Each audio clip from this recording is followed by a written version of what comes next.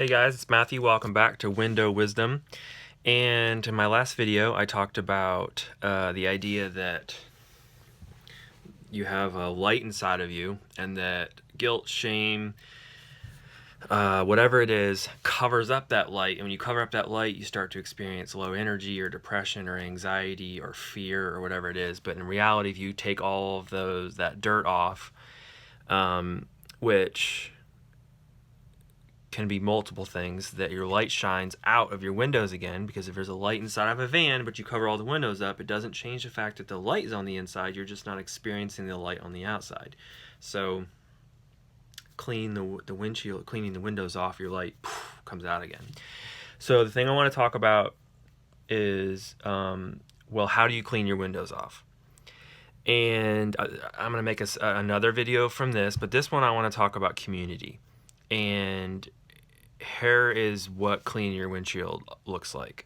Texting someone, calling someone, for example, and say, I am having a really stressful day and I feel like a failure. And starting to say, just describe it. I feel like I need to do this and I need to do that. I need to do this, and I'm getting anxious and I'm getting frustrated and I'm drained and I feel like I'm failing. And to hear someone say in return, that's a lot of stress. That makes sense that you're feeling that way. I mean, anyone would feel that way. Yeah, sounds like you're feeling like a failure. Tell me about some of those expectations that you feel like you need to hit. Well, you can begin to talk about what you're feeling and why you're feeling it, or what you're thinking, and what some of the fears are and whatnot. And as you're confessing that, and they're not judging you, they're understanding you, and they're listening, and they're empathizing and giving you compassion and empathy, understanding, all these different things. It's like taking the dirt off that windshield. It is, for me, my joy starts to come back. Or validation, when someone says, yeah, you're not crazy. That makes total sense. They say, your feelings are valid. It's valid that if you feel like you're failing, that you're going to get anxious. Or if they might say, you're just a human. That sounds pretty normal. To, someone was angry with you and you started to feel defensive. That's normal. And not making the fix it your security is in God, or did you forget that you're there, that, you can get into the boundaries, you can get all the different stuff. But there's a place for that.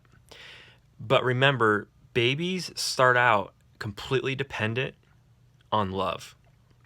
And then they're given a task. They're loved first, and then given expectations, and then challenged, and then grown.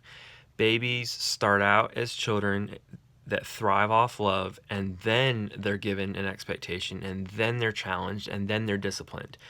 Don't challenge, as a first step, give love. And if they need or if they ask, then give discipline, or offer an idea or a thought, or maybe challenge them a little bit. But don't make that your first step, because that's like fixing. I've been very guilty of that in my life. And something I want to point out is to those who tend to be fixers, like I've been, and sometimes I still do. Psychologically speaking, it's a response to your own anxiety, and basically what's going on is you're hearing out someone's weakness, and it's triggering your own, even if it's not conscious. And your desire to fix them is actually in a response to your own feelings of anxiety, and you're trying to calm your own anxiety. So fixing without request can actually be a very selfish thing. No judgment.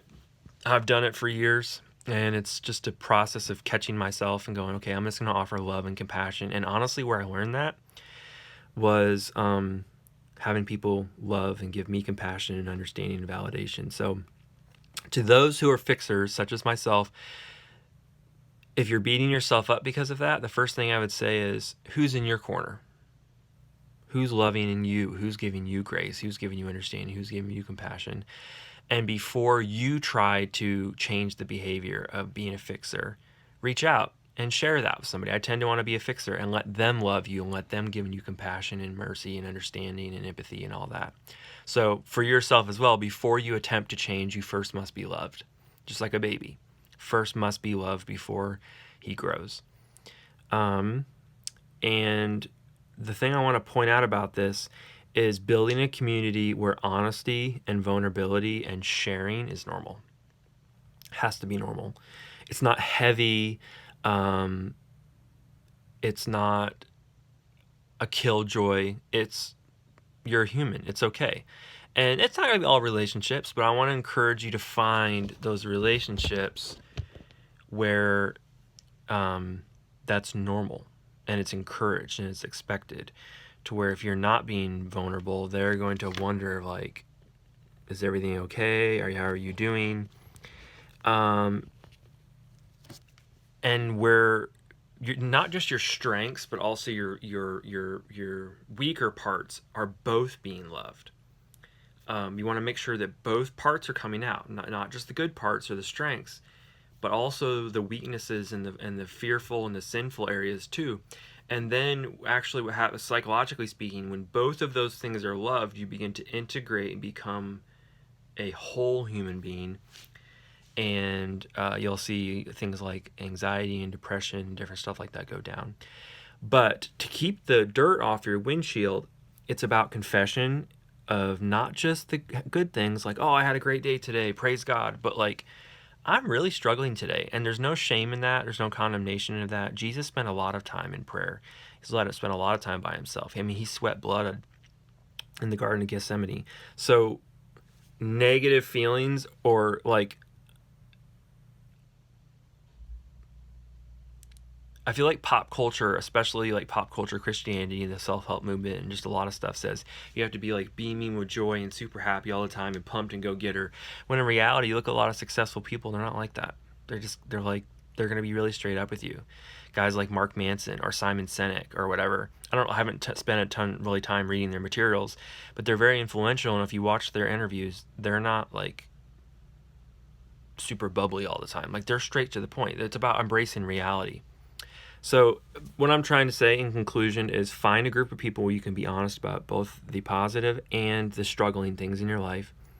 And 2 is abandon the idea of being joyful all the time, being happy and positive all the time. Just be you. And if other people are like, well, can't handle it, that's their own struggle and their own journey they have to deal with. But be you. Don't be afraid to let what you're feeling show. And be authentic, because you're worth it and it's going to be okay. Like, there's a level of peace that you can find in just going, you know what, this is where I'm at right now. And 2 hours later, you might be in a different place. And that's okay. Keep that mud off your windows and cleaned off by confession and receiving that love from others with compassion, understanding, empathy, kindness. And it's okay to just be a human. And this process may never end.